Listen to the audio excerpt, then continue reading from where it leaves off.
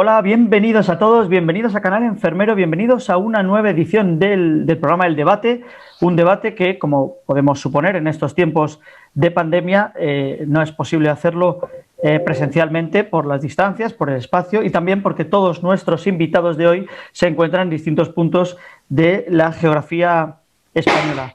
Hoy vamos a hablar sobre el asma, sobre todo sobre el asma grave no controlado, una variedad que preocupa muchísimo a los neumólogos y a los enfermeros de patología respiratoria.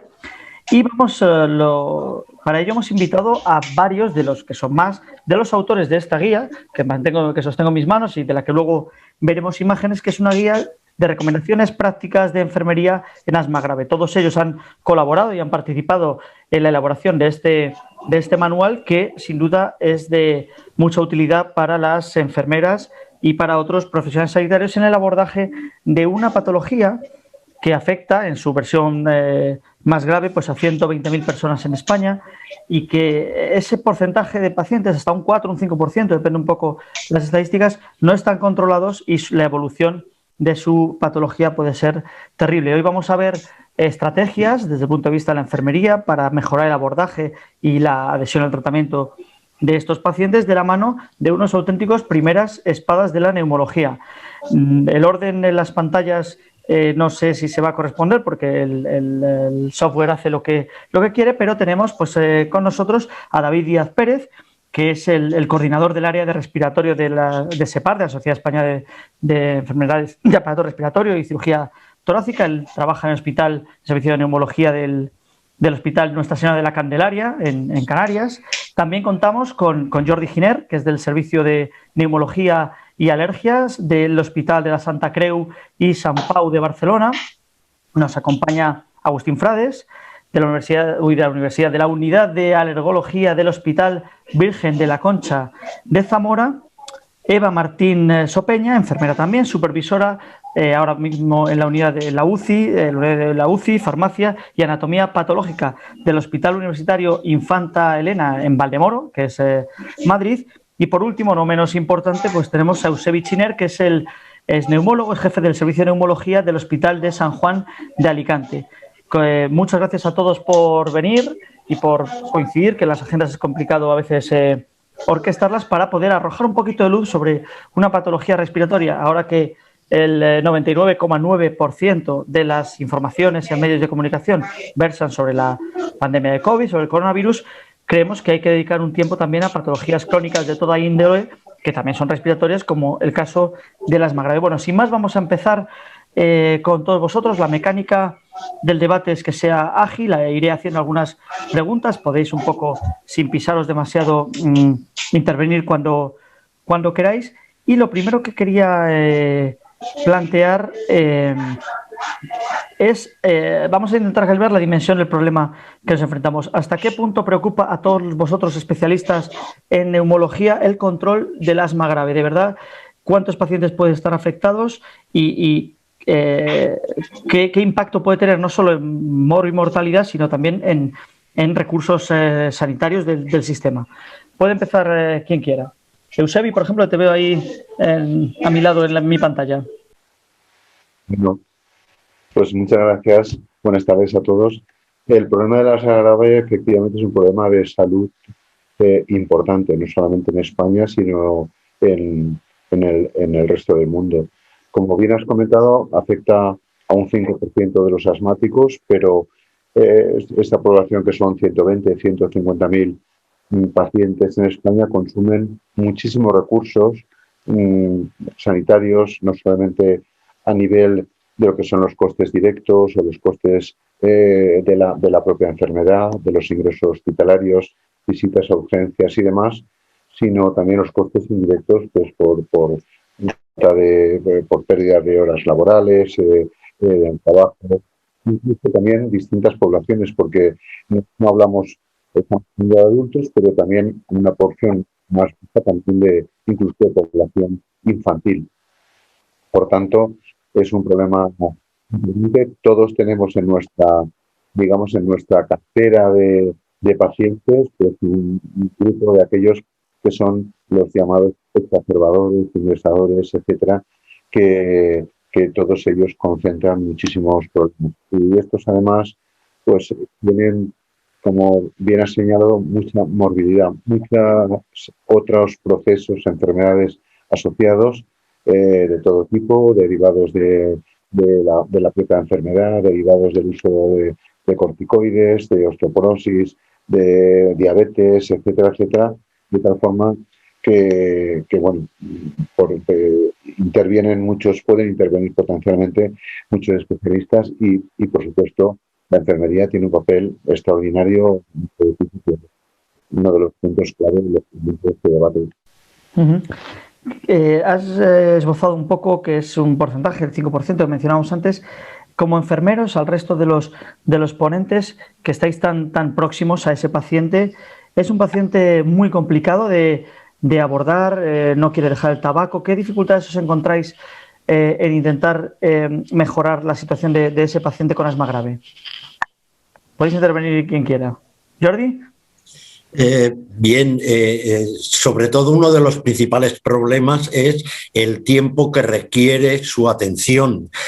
A pesar de que es un porcentaje pequeño de pacientes, requieren grandes esfuerzos, mucho tiempo de atención. Son pacientes que vemos muy a menudo y que atendemos muy a menudo en las consultas, con lo cual lleva una gran cantidad de tiempo. Y además, como comentaba Eusebi, por los problemas de comorbilidad, la necesidad de contactar con otros servicios para poder hacer una atención lo más personalizada posible.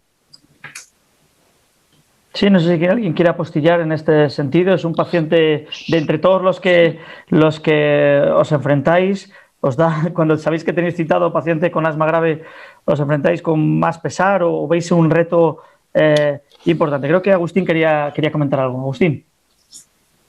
Agustín, estás silenciado. Debes abrir el micro. Vale, perdón. Ahora. Sí, yo creo que este tipo de pacientes suponen un reto, pero también una oportunidad, porque yo creo que todos estamos de acuerdo en que requieren un abordaje complejo, en el que intervienen diferentes especialidades médicas, enfermería, diferente tipo de profesionales, pero que pueden tener una mejora y un comportamiento muy importante. Podemos obtener muchos beneficios, tanto a nivel económico, a nivel de mejora del paciente, de calidad de vida, pero también para nosotros, para que se vea que el trabajo tanto de educación como el resto de actividades son muy positivas para nosotras. Yo creo que es un reto importante, pero también una oportunidad a estos pacientes.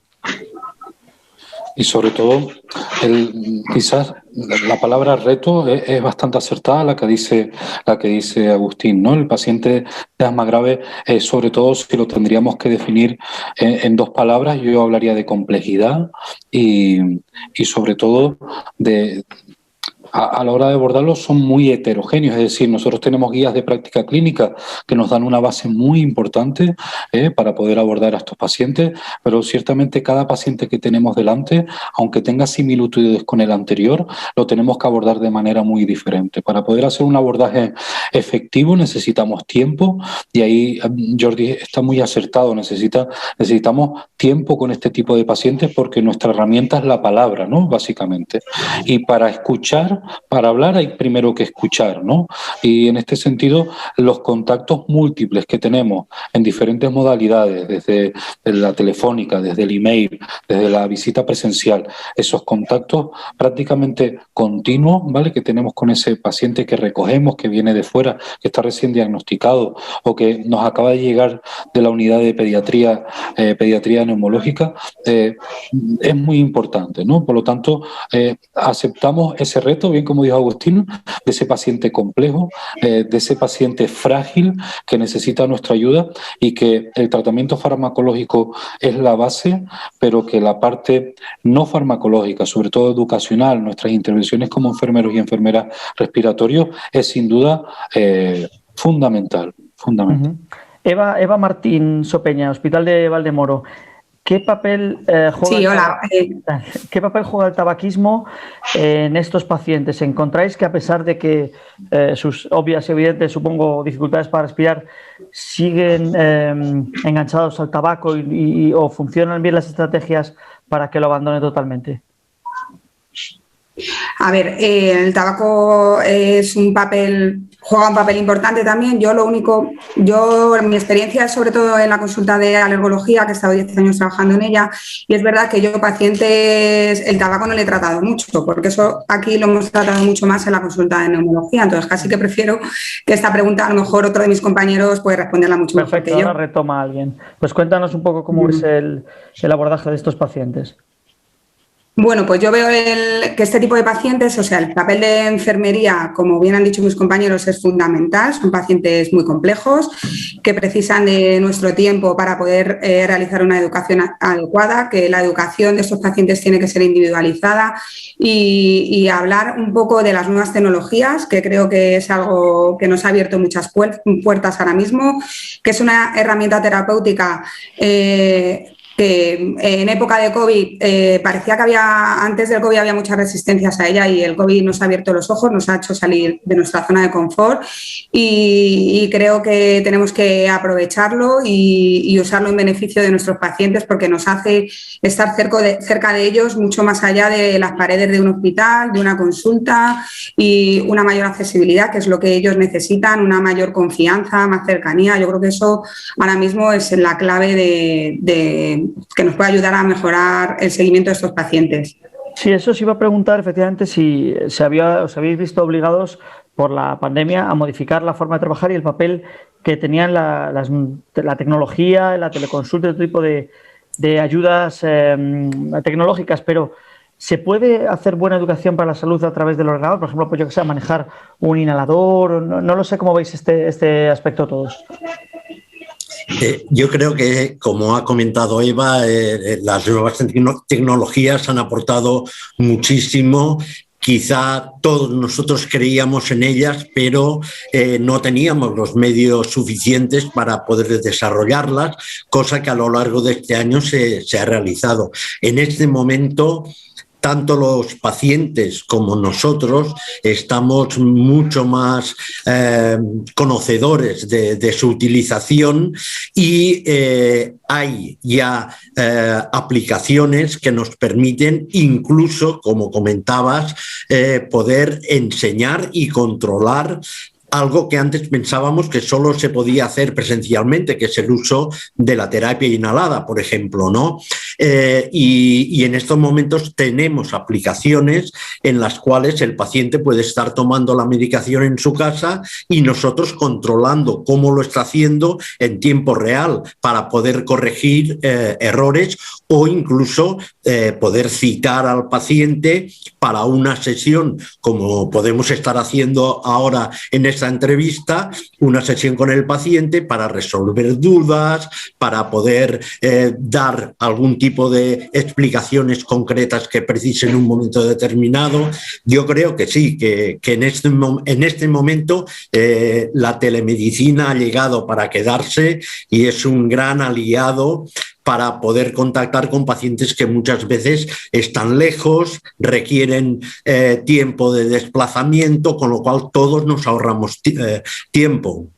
¿El resto tenéis una visión así tan optimista como la de Eva y Jordi en este sentido? ¿O creéis que a lo mejor se puede perder un poco la humanización o el contacto físico? No lo sé. Adelante, Eusebi quería decir algo, ¿sí? Eusebi y Agustín también. Eusebi, el micrófono. Ahora, adelante. Que totalmente de acuerdo con Jordi. Lo que pasa es que quizá todavía, sobre todo en los entornos hospitalarios, en los entornos oficiales, aún no hemos implementado con toda la fuerza y con todos los recursos lo que necesitaríamos. Nos hemos lanzado un poco sin saber cómo iba a resultar, fundamentalmente a la consulta telefónica, y lo bien cierto es que, bueno, ya ha pasado casi un ciclo, casi un año o más de un año desde que empezamos, muchos pacientes ya, digamos, que han dado la vuelta a la consulta, y eso es un buen indicador, lo que quiere decir que ya se han acostumbrado, ¿no? Eso no quiere decir que lo admitan del todo y que pueda haber una consulta, ciertas consultas que tienen que ser, bueno, alguna al menos, eso la primera, etcétera. Pero aún nos falta implementar tecnología. En la mayor parte de hospitales no contamos con cámaras de vídeo, no podemos ver al paciente, no podemos hacer función pulmonar todavía a distancia, porque a los pacientes les falta el elemento al otro lado para poderlo hacer. Pero sí que es verdad que todo esto vendrá, porque es fácil. Jordi es experto en este tipo de tecnologías, pero debemos intentar hacer plataformas que no vayan cada uno por separado, sino que intentar hacer una plataforma que sea común, básica, que nos mida, por ejemplo, a nuestros pacientes con asma, pues que el paciente desde el otro lado haya hecho también los deberes de cara a la consulta, es decir, que haya rellenado sus cuestionarios, que previamente los tenga preparados para decirte pues cómo va, si está cumpliendo el tratamiento, si lo hace bien, que pueda tener un tutorial, que pueda seguir unos pasos para ver si toma los inhaladores o se autoadministra correctamente el tratamiento, que muchos de ellos llevan fármacos biológicos. Entonces, hay mucho camino por recorrer. Todos lo hemos aceptado. Porque no quedaba otra. O sea, ha sido las cosas. No nos quedaba otra, efectivamente, pero a lo mejor no lo hubiéramos probado. De lo contrario, no lo hubiéramos probado. Hubiéramos seguido, pues como se ha comentado, con esa inercia de esa consulta. No todos los pacientes son iguales, no todos. Hay pacientes dentro del complejo, está el hipercomplejo, que necesita pues algo más y sobre todo disponer de mucho tiempo.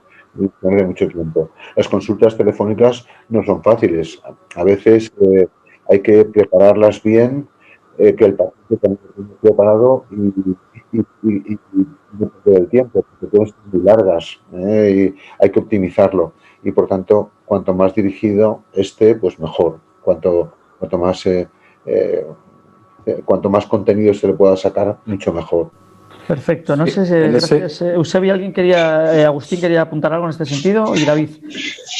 Bueno, ya lo han dicho un poco los compañeros y la compañera. Las nuevas tecnologías ya están aquí, es obligatorio, no es una opción. Entonces, esto nos obliga a una formación continua y constante, y es una oportunidad muy grande.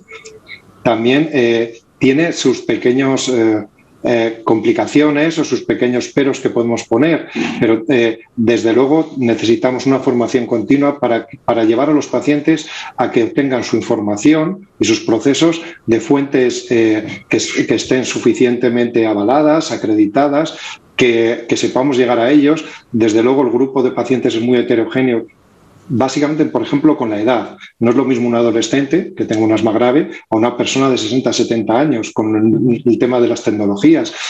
Desde luego, es una oportunidad. Lo que digo, yo me centro un poco en lo mismo. Es una oportunidad de llegar a ellos y de ver que la educación es costo efectiva y que hay que invertir en ello, porque el rendimiento va a ser muy, muy grande. Lo único que yo pienso que hemos empezado la casa por generar un poquito de debate, ¿no? A ver qué opinan también los compañeros. Yo creo que hemos empezado a casa por el tejado. Lo que no podemos es, de repente, por las circunstancias, lógicamente teníamos que hacer seguimiento telemático para intentar minimizar el impacto que tenían los pacientes en no volver a las consultas, pero era importante también conocer, por ejemplo, el nivel de alfabetización digital que tiene nuestro paciente. Conocer qué necesidades y qué nos pedían nuestros pacientes en estas circunstancias. En este sentido, las líneas de investigación sobre alfabetización digital en pacientes en asma grave es prácticamente cero. ¿Podemos extrapolarlos de otras patologías? Sí, pero sabemos que nuestro grupo de pacientes es muy heterogéneo. Podemos tener pacientes asmáticos graves con 17 años o pacientes con asma grave con 85. estos pacientes y le estamos ofreciendo básicamente lo mismo, le estamos ofreciendo programas de soporte que nos están dando aquellas empresas que están trabajando con tratamientos biológicos, le estamos ofreciendo visita o contacto telefónico y, por ejemplo, programas en los que podemos hacer videoconferencias, ¿no? En este sentido, se lo estamos ofreciendo según el perfil del paciente a criterio de quién. Nosotros, desde la Sociedad Española de Neumología, pues pudimos generar, que Jordi es autor del capítulo de Educación para la Salud, sobre cómo hacer y cómo hacerlo de una manera más correcta, ¿no? Teniendo en cuenta cuáles son las barreras y cuáles son las limitaciones y cuáles son los facilitadores. Pero a pesar de eso son herramientas y son ideas y son pautas muy generalizadas. Yo creo que lo primero que tenemos que hacer como profesionales sanitarios, como parte del sistema sanitario, es conocer cuál es la realidad de nuestros pacientes de una manera arreglada, a través de estudios de investigación, con 2 o 3 brazos, para ver exactamente qué nos piden nuestros pacientes, si no se pueden sentar delante de nosotros en una consulta convencional, qué es lo que realmente necesitan. A lo mejor nos sorprende, a lo mejor simplemente necesitan un pequeño mensaje, o a lo mejor lo que necesitan es no vernos más, o a lo mejor lo que necesitan o lo que quieren es vernos, no a lo mejor de manera tan frecuente, pero sí de manera presencial. Y para esto, para generar herramientas realmente útiles y eficaces y sobre todo que vayan a lo que necesitan nuestros pacientes, tendremos que saber primero qué es lo que quieren y qué es lo que necesitan en sí. De todas maneras, quería, independientemente de si es virtual o presencial la consulta, un problema que afecta a parte de los pacientes es la falta de adherencia al tratamiento. Hemos hablado de tratamientos biológicos, de fármacos, de tratamientos complejos en cierto modo y paciente complejo. ¿Cuál sería vuestra estrategia para mejorar la adhesión y fidelidad del paciente al tratamiento prescrito? ¿O en qué porcentaje creéis que eso puede mejorar? Yo creo que esta es la pregunta más difícil que has hecho. Uno de los problemas que hay en todas las enfermedades crónicas es precisamente la adhesión al tratamiento. En asma no es de las patologías que la adhesión sea más baja. A pesar de ello, tiene que mejorar evidentemente mucho. Y esto solamente se consigue con 2 elementos. Por un lado, educación, que el paciente sea consciente de su enfermedad, que podamos compartir con ellos decisiones sobre el tratamiento, sobre la elección de dispositivos similares, sencillos, o sea, todo lo que agrupa a los aspectos de la educación de ese paciente hacia su enfermedad. Y por otro lado está en que hemos de tener mejores herramientas de control de la adhesión. Y en estos momentos tenemos pues un cuestionario para medir la adhesión, podemos tener la retirada de medicación a través de la receta electrónica, pero realmente falta lo que quizá en un futuro próximo tengamos de forma más fácil, que sean dispositivos de inhalación inteligentes que realmente graben cuándo y cómo el paciente toma la medicación. Un poco algo parecido a lo que el diabético puede hacer midiendo su glucosa, medir cómo el paciente puede tomar la medicación. Yo creo que el gran problema de las enfermedades crónicas y evidentemente del asma y del asma grave aún más es la adhesión, y aquí hay mucho camino por el que recorrer. Os quería preguntar, aparte de la falta de tiempo, que habéis dicho que es fundamental tener tiempo que dedicar al paciente, además de posibles dispositivos smart que controlen mejor la adhesión, ¿qué otros factores creéis que ahora mismo, desde el punto de vista de la enfermería, podrían mejorar? O si os diesen el poder omnímodo de ser, yo qué sé, ministros o consejeros de sanidad, ¿de qué medidas implementaríais a título particular? ¿Por dónde creéis que está la clave? En principio, la clave, primero de todo, como bien dijo Jordi, es la parte educacional. el paciente que recibe un tratamiento de manera crónica, porque tiene tiene una enfermedad crónica, sus niveles de adhesión son muy bajos, pero sobre todo sus niveles de persistencia a la hora de tomar el tratamiento. Las herramientas de control son una pata también, pero también es una pata el poder identificar en qué fase de la enfermedad está el paciente. Y cuando hablo de eso, por ejemplo, lo extrapolo a las fases de Prochaska y Diclemente a la hora de abordar un paciente que es fumador. Pero si nosotros podemos tener un paciente en diferentes fases, de fase precontemplativa, contemplativa, pero es que en nuestros pacientes con enfermedades crónicas con tratamiento pueden tener una fase de aceptación, de escepticismo, ambivalencia, negación. Y esto también es importante porque ante un paciente que niega, que no tiene tiene la percepción de no necesidad de tratamiento, que tiene la percepción de necesidad de que no se tiene que tratar, ese paciente no va a tomar el tratamiento. Y como bien dijo Jordi, la parte educacional, el no convencer, pero sí que el paciente tenga las competencias y habilidades suficientes para que tome buenas decisiones sobre su salud. Esto es sin duda, me imagino que los compañeros estén de acuerdo, es la parte más difícil. Un paciente que puede hacer muy bien la terapia inhalada, que puede retirar el fármaco todos los meses, pero que no acepta su enfermedad y la necesidad de ser tratado, es un paciente que tarde o temprano va a dejar de tomar el tratamiento porque piensa o que no lo necesita, o porque piensa que no es efectivo, o porque piensa que este tratamiento le va a hacer más daño que beneficio, ¿no? Y esto es importante. Esto no es cuestión, las estrategias institucionales, que no sé si David te referías a eso, a nivel institucional, yo creo que sobre todo las medidas que son efectivas son las preventivas. Pero en el caso del asma grave, la prevención en el asma grave es complicado porque los factores etiológicos son muy diferentes. Pero sí a nivel institucional, ¿qué le pedimos a los profesionales? Que nos den tiempo para trabajar, que nos dejen formar comisiones de asma grave, que nos dejen montar unidades multidisciplinarias de asma grave, que nos dejen poder estar en comunicación continua y directa con diferentes niveles asistenciales, que el paciente, sea cual sea el profesional que le atiende, le hable de las mismas cosas, de la misma forma y le recomiende lo mismo. Esto es importante, tener una atención hospitalaria bien formada y tener una atención primaria bien formada, eso va al final a favorecer a que el paciente con asma grave tenga mejor control y sobre todo que no se sienta enfermo cada minuto de su vida, porque al final el asma no se cura, pero se puede controlar y el control básicamente es hacer lo que el paciente no podía hacer hace un tiempo, que no se sienta enfermo, y para esto necesita que nosotros como profesionales le acompañemos, estemos con él, sepamos cómo lo podemos ayudar. Institucionalmente, ¿qué pedimos? Que nos den tiempo y herramientas para trabajar. Eso no sé si es algo utópico, no sé si es algo utópico, pero es verdad que dices, vamos a establecer unos criterios comunes, unas pautas, y eso me lleva a la guía de la que todos sois autores. A todo esto la regidora del programa está diciendo que se va a acabar el tiempo en breve. Quería deciros, bueno, aparte de que esta guía está disponible para todas las enfermeras de España en la web del Consejo General de Enfermería, y pondremos luego un enlace un poco que va a encontrar, contando alguno que va a encontrar los compañeros en esta guía, ya para terminar el debate. No os peleéis por hablar. Pues yo creo que va a encontrar una guía. Hola, ¿qué tal?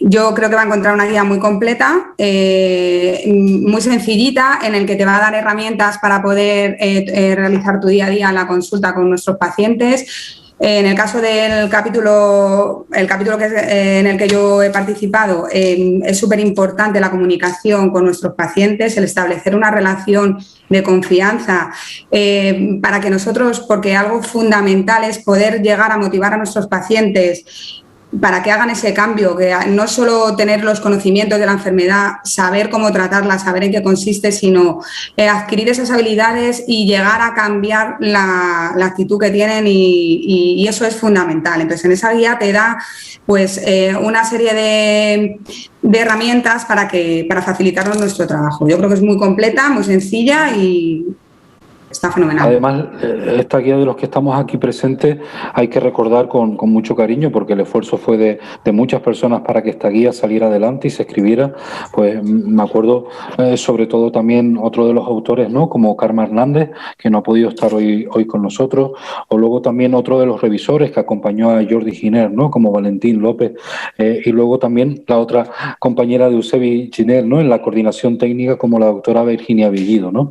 Pero también nombrar al papel que ha tenido el Consejo General de Enfermería en todo esto, como coordinador también, como búsqueda también de unirnos a todos para poder escribir esta guía de práctica clínica de bolsillo, como fue también el secretario general Diego Ayuso, ¿no? Un recuerdo para ellos, que no han podido estar por aquí hoy con nosotros debatiendo, pero que tienen tanta o más relevancia que los que estamos aquí, ¿no?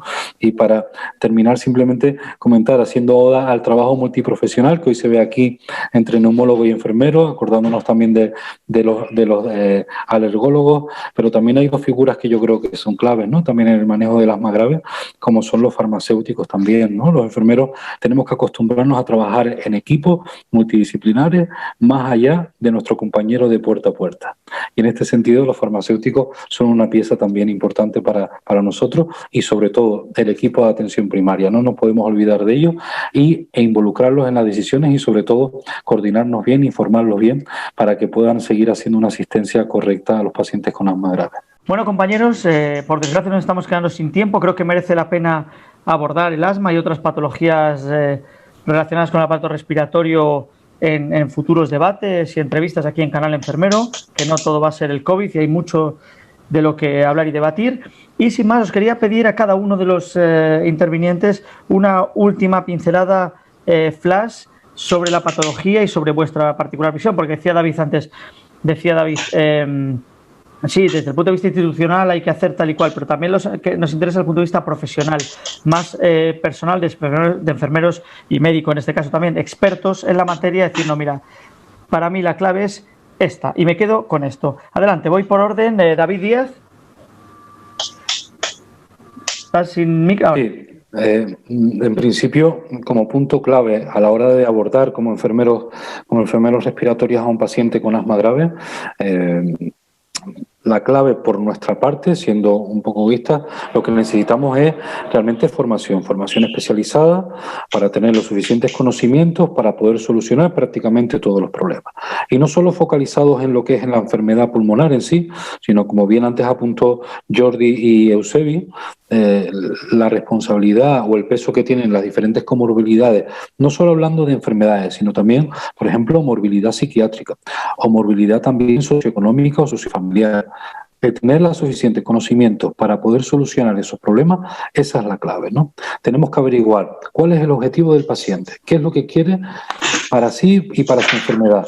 Y entonces, a partir de ahí, poder establecer un programa individualizado, dinámico, secuencial, para poder dar realmente respuesta a lo que él necesita, no lo que nosotros queremos, ¿no? Por eso el empoderamiento, como apuntaba Jordi, también es otro de los puntos importantes en el seguimiento de los pacientes asmáticos. Muy bien, Agustín, ¿cuál es tu cierre para este debate? Bien, yo creo que, como dijo David, es muy importante que desde enfermería seamos capaces de demostrar que necesitamos ese tiempo, ese espacio, no solo esto, sino que necesitamos una financiación para generar el espacio, el tiempo y las herramientas necesarias, tanto de nuevas tecnologías y todo lo que necesitamos, formación, para que esto no sea un interés personal, que esta guía sea una herramienta que nos marca una dirección que es muy interesante, pero que todos los profesionales de enfermería y médicos no tengan que sacarlo de su propio tiempo e interés personal, sino que a nivel institucional se apueste por nosotros como educadores, como formadores, porque esto va a generar que los pacientes con asma grave puedan tener una mejor calidad de vida, que es lo que todos como equipo debemos integrar. Sin duda. Eva Martín Sopeña, ¿cuál es tu conclusión? Mi conclusión, aparte de todo lo que están diciendo mis compañeros, es que el personal sanitario debe desarrollar habilidades de comunicación para poder llegar bien a nuestros pacientes, para que ellos sean autónomos y sean capaces de conseguir los objetivos y tener su asma controlada y estable. Muy bien, perfecto. Jordi Giner, desde Dos Barcelona. palabras: formación, educación, tanto nuestra, de los profesionales, como capacidad para transmitirlo a los pacientes, y sobre todo escuchar mucho a los pacientes, porque la clave está en los problemas, las preocupaciones que tienen los pacientes asmáticos o de cualquier otra patología crónica, escucharles para poder suplir esas necesidades que tienen. Perfecto, gracias Jordi. Y por último, pero no menos importante, nuestro neumólogo de hoy, Eusebi Chiner, desde Alicante. Eusebi. Bueno, yo creo que se ha dicho los puntos clave, lo principal. Creo que es fundamental el trabajo en equipo desde el neumólogo, el alergólogo y la enfermería, porque se ha demostrado, así es. Contamos ahora con fármacos muy buenos, con tanto por vía inhalada como biológicos, que nos ha permitido y nos permitirá cambiar la historia natural del asma. Algunos elementos, como muy bien se ha comentado, como es la comunicación, la buena relación, la capacidad de fomentar la iniciativa, la formación del propio paciente, la autoeducación, pues sin eso posiblemente pues no podamos avanzar. Y creo que estas reuniones y entre estos expertos profesionales que han formado parte de este debate y que han contribuido a este trabajo que se ha publicado, creo que es un trabajo de referencia, no solamente para enfermería, sino por supuesto para los médicos residentes, para los neumólogos y tal, porque tiene un contenido extraordinario, muy bien resumido, pero muy actualizado. Y por tanto creo que es uno de los puntos clave que contribuyen al buena fe y a la buena relación con los pacientes con asma grave. Perfecto, Eusebio, ahí queda eso. Pues nada más por nuestra parte. Os quiero despedir cariñosamente por haber dedicado vuestro tiempo a participar en este debate de Canal Enfermero, a Eva, a David, a Jordi, a Agustín y por supuesto a Eusebi por dedicarnos vuestro tiempo, y a todos vosotros os recordamos, además de que podéis descargar de forma gratuita esta guía en la web del Consejo General de Enfermería y en otros sitios donde se ha colgado, porque lo importante es que llegue a cuanto más profesionales mejor. Y a vosotros, pues nada más, os recordamos que aquí en Canal Enfermero tenéis toda la actualidad de la profesión, entrevistas, reportajes, debates, todo lo que os atañe, mucho más allá del COVID, que no es poco. Y sin más, nos despedimos, muchas gracias por estar ahí y un abrazo y hasta pronto.